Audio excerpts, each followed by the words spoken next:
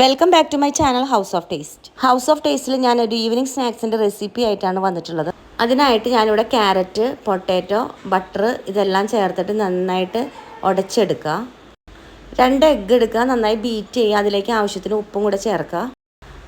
കുഴിയുള്ള പാനിലേക്ക് ബട്ടർ ചേർക്കുക, സവോള, വെളുത്തുള്ളി, പച്ചമുളക് ഇതെല്ലാം ചേർത്ത് നന്നായി വഴറ്റിയെടുക്കുക. എന്നിട്ട് ജസ്റ്റ് ഒരു പാത്രത്തിലേക്ക് അത് മാറ്റുക.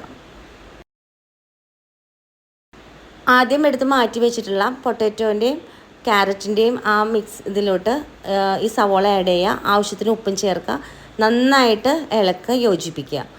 ഒരു സ്പൂൺ കൊണ്ട് കോരി എടുത്തിട്ട് കയ്യിൽ വെച്ച് നന്നായി പരത്തുക.